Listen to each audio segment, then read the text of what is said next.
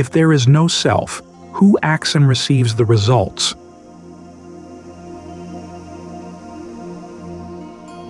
Several years ago, I was reading an article in a magazine in which a man was describing his childhood in New York City.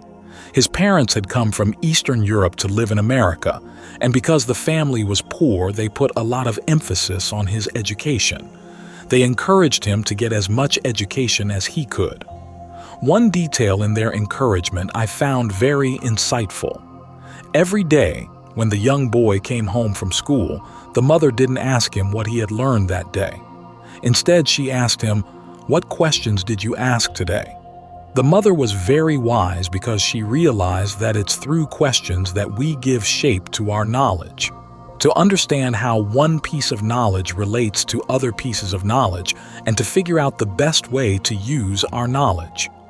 This is why it's important to shape our questions skillfully, for if we don't, we give the wrong shape to everything else we know, and we won't get the best use out of our knowledge.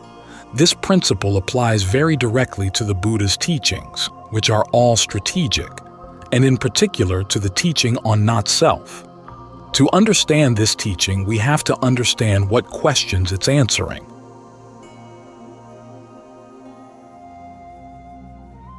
The misunderstood question: self and action in Buddhism. If you've ever been in an introductory course on Buddhism, you've probably heard this question. If there is no self, what does the action and what receives the results of the action? Our discussions this week show that this question is misconstrued in two ways. The first is that the Buddha never said that there is no self, and he never said that there is a self. The question of whether a self does or doesn't exist is a question he put aside. The second reason for why the question is misconstrued is because it has the framework backwards. It's taking the teaching of not-self as the framework and Kamma as something that's supposed to fit inside the framework. Actually, the relationship is the other way around. Kamma is the framework, and the teaching of not-self is meant to fit in the framework. In other words, the Buddha takes the teachings on skillful and unskillful Kamma as his basic categorical teaching. Within that context, the question on self and not self becomes, when is a perception of self-skillful Kamma? And when is a perception of not self-skillful Kamma? And when are they not skillful? So, to get the most use out of the teachings on self and not self, we have to approach them with these questions in mind. The Buddha is not trying to define what you are. He's not trying to fit you into a box. He's more concerned with helping you. He tries to show you how you define yourself so that you can learn how to use that process of self-definition in a way that leads to the ultimate goal of his teaching, the end of suffering and the attainment of ultimate freedom, ultimate happiness. In this way, the teachings on self and not self are part of the answer to the question, what when I do it will lead to my long-term welfare and happiness? In this context, the Buddha talks about the process of what he calls I-making and my-making, with the purpose of showing you how to engage in these actions in a skillful way. Normally, we engage in these processes all of the time. We create a sense of I in two ways. One, around what we can control in order to attain happiness, and two, around the aspects of our experience, our mind, our body, that we hope will taste happiness. In other words, we have a sense of ourself as the agent or producer of happiness, and ourself as the consumer of happiness. We start out very early in life developing our sense of self in these ways, and we create many different selves. Remember the story I told about your little sister. When bullies down the street are threatening her, she is very much your sister. When you get her home safely and she takes your toy car, she is no longer your sister. She's the other. This shows that your sense of self is changing all the time, like an amoeba taking on many different forms. So it's good to understand that the sense of self is a strategy, and that we engage in this strategy, making many selves all the time. Sometimes they're mutually coherent, sometimes not. Sometimes they're honest and straightforward, and sometimes not. This is something that becomes very apparent during meditation. As we've been mentioning throughout this week, your mind is like a committee. Each member of the committee is a different self that you've created and nurtured at some point during your life as a particular strategy for attaining a particular happiness. Sometimes they get along. Sometimes they don't. Sometimes they tell the truth. Sometimes they lie. When you start meditating, you encounter them all. The skill of meditation lies in learning how to achieve some order and honesty among the members of the committee, identifying with the more skillful ones, trying to keep the unskillful ones under control, and bringing some truth to their interactions so that you can bring the mind into jhana.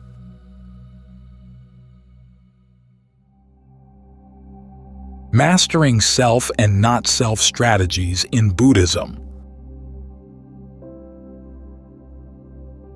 The idea of not self is also a strategy that we've used many times. We've learned that after identifying with some things for one purpose or to fulfill one desire, we have to disidentify with them for the purpose of fulfilling another desire. For example, you may identify with your fingernails when they look attractive, but when they get too long, you have to cut them and throw the cut-off pieces away. As with our various perceptions of self, our perceptions of not self can be either skillful or unskillful.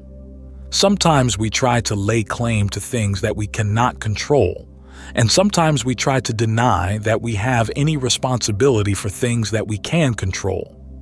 In the Buddha's teaching on how to put an end to suffering, he asks you to make skillful use of both kinds of strategies, self-strategies and not-self strategies, and to learn how to employ them ever more skillfully, with more awareness, more discernment, to help with the duties of the Four Noble Truths. The line between what you think is self and not self is determined by your sense of control. If you look carefully at the aggregates, form, feeling, perception, fabrication, and consciousness, you can see that you have no absolute control over them, but you do have relative control. For example, when you tell your body to move, it moves. When you tell your mind to think about certain things, it'll think about them. But your control here is not absolute. Someday you'll tell the body to move and it won't budge. There's the story in the canon of a king, 80 years old, who tells a young monk, "When I was young, it was as if I had the strength of 2 men. But now when I mean to put my foot in one place, it goes someplace else." The same happens with your mind. There are times when you want it to think and it won't think, or it'll think about things you don't want to think about. This lesson has been impressed on me very strongly this week. When I was studying French in high school, I actually got an award as the best French student in my class. But now when I try to say something in French, nothing comes out. This may tell you something about the American education system, but it also has to do with the fact that the mind is never totally under one's control, and the situation gets worse as you get older. So the Buddha recommends, while you have some control over the body and mind, that you make use of that control to help put an end to suffering. When the body and mind are relatively healthy and strong, you have enough control to use them as a path to the end of suffering. You start with the Buddha's first set of categorical teachings, to abandon unskillful actions and develop skillful ones in their place. You use the aggregates to be generous, to develop virtue, and to develop the mind through meditation. As you're trying to gain skill in these practices, you come face to face with the committee inside. For example, when you want to be generous, some of the members of the committee like the idea of making bread to give to your friends, and some don't. Similarly, with the precepts, some of the committee members like the idea of letting the mosquito live and others want to slap it dead. And with meditation, some members of the committee want to focus on the breath and some want to think about what to do tomorrow. So, part of the skill of the practice lies in learning how to sort out the members of the committee and to develop strategies for dealing with them effectively. You learn to use the healthy ego functions of anticipation, suppression, sublimation, altruism, and humor to train the less skillful members of the committee. As you do this, you begin to gain skill in creating a useful sense of self and not self.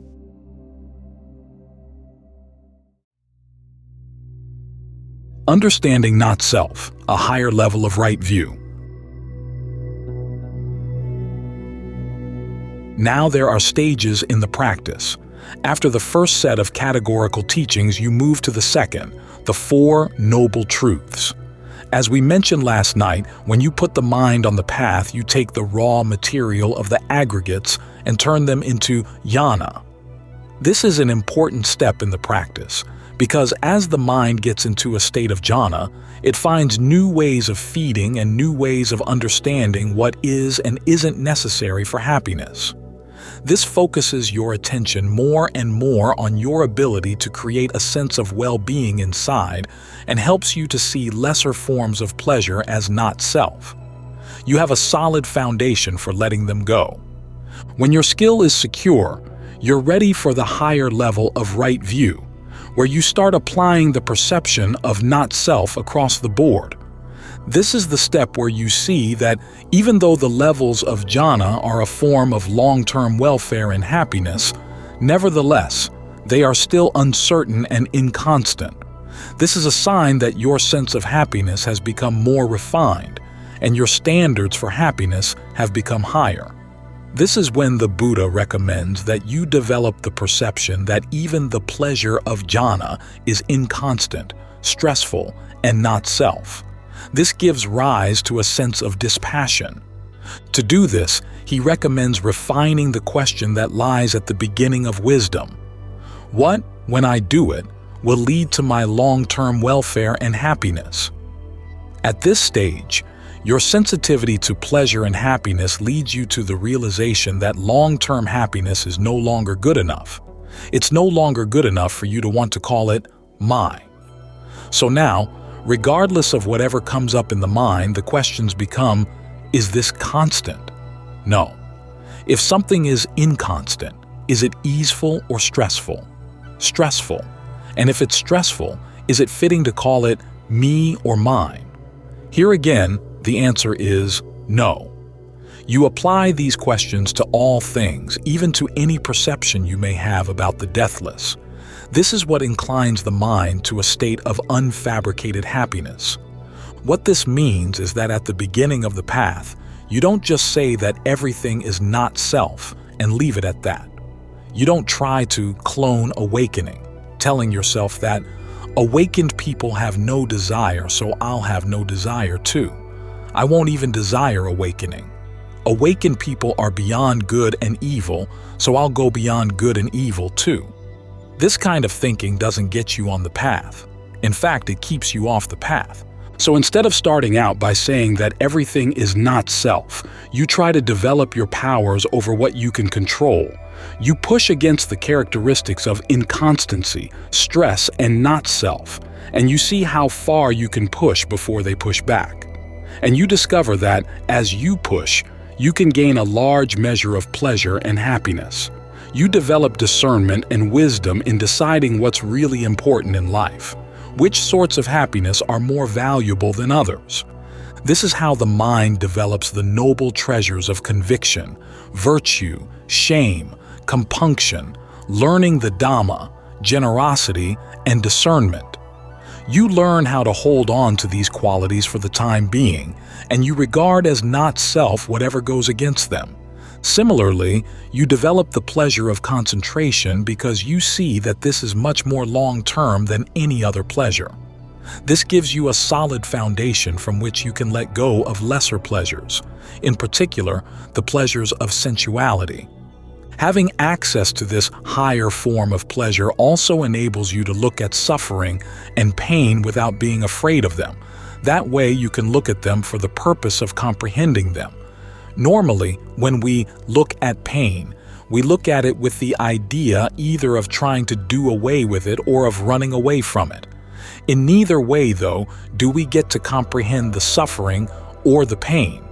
But if you have a sense of confidence and good humor in the face of pain, the confidence and good humor that can come from a state of good, solid concentration, then you can look carefully at the pain to the point where you really understand it. This enables you to perform the task with regard to the first noble truth, which is to comprehend it.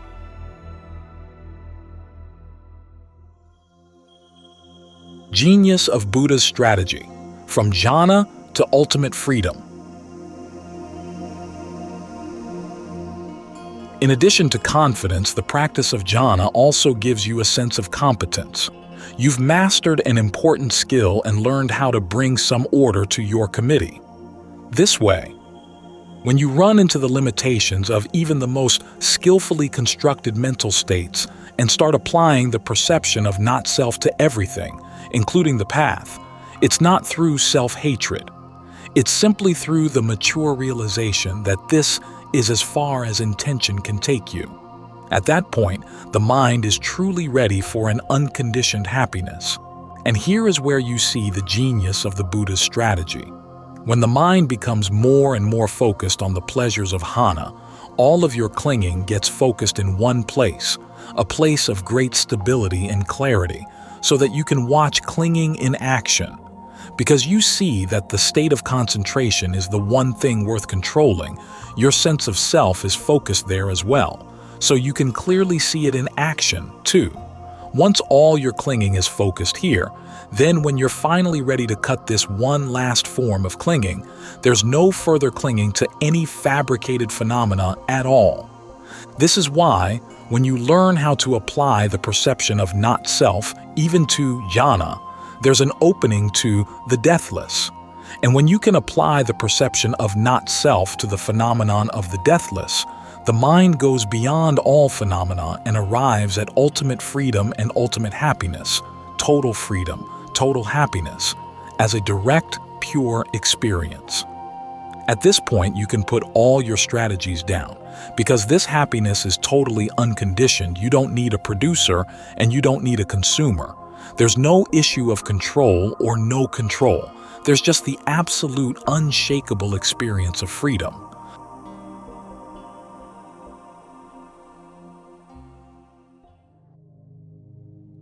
Nibbana, the state beyond self and not self. Many of the forest ajahns have emphasized this point in their teachings, that in the attainment of awakening, you put aside both self and not self.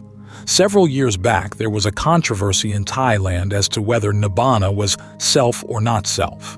The issue was even argued in the newspapers. So one day someone went to ask Ajahn Mahabhuwa, is Nibbana self or not self? And his answer was, Nibbana is Nibbana. That was it. He then went on to explain how self and not self are tools on the path, how both are put down when the path has done its work, and how neither applies to the experience of Nibbana. Ajahn Suwat, one of my teachers, also said that when you've experienced deathless happiness, you don't really care if there's something experiencing it or not. The experience is sufficient in and of itself. What we've been describing here is a special kind of consciousness that lies beyond the aggregates. The texts call it consciousness without surface. Once it's been attained, then freedom is never lost. The mind no longer tries to define itself, and because it's not defined, it can't be described. What we can learn from all of these points is how to employ questions in the practice. You try to avoid questions that are not helpful in putting an end to suffering, and you adopt questions that are. These are the questions that lead to discernment, and you refine discernment by refining these questions as you use them strategically. For example, you start with the question about what leads to long-term welfare and happiness. Then you refine it to the questions that apply the three perceptions of inconstancy, stress, and not self to all the aggregates. Then you refine that perception even further to the perception that all phenomena are not self, and then you finally drop that perception as well to abandon clinging in all its forms. Even the perception of dispassion that results from those perceptions is something you ultimately put aside. So it's through these skillful questions that discernment is developed. This was the way that the Buddha himself found awakening. He looked at his actions and noticed that he was actually creating suffering. That is to say, he was looking both at the actions and at the results. Then he said, "I'm trying to act for the purpose of happiness, but why am I creating suffering? Is it actually possible to act in a way that does lead to happiness?" And he had the courage to ask that question continually, and to keep testing his answers to that question, to see how far it would take him. This inquiry involves two qualities that are absolutely essential to any successful meditation. The first is learning how to be observant, and not just observant in general, but being particularly observant of your actions and their results. When you're looking into the present moment, this is what you should look for. What am I doing? What's the result of what I'm doing? Is this acceptable or not? If it's not, that's when you bring in the other quality, which is ingenuity. Is there some other way that I can act that would be more skillful? This means that, as we practice, we have to be willing to experiment, which means willing to take risks and make mistakes, but always willing to learn from those mistakes. This relates to the most skillful form of self-identity you can take along the path, the self that takes pride in always being willing to learn from its actions, because this is how you see the noble truths. After all the truths are actions and results. When you're acting on craving, you're engaged in the second noble truth. When you're developing mindfulness, concentration, and discernment, you're engaged in the fourth noble truth, the path. And when you master as skills the duties appropriate to each of the truths, that's when you really know the truths. And as Ajahn Lee says, only when you really know things in practice like this can you let them go. This is how you find awakening. The more you exercise your freedom to act skillfully, the more you understand what it means to have freedom of choice. The more closely you look at and understand this freedom through exercising it day by day in all of your actions, both inner and outer, the closer you come to a freedom that's absolute, and that answers every really burning question you have.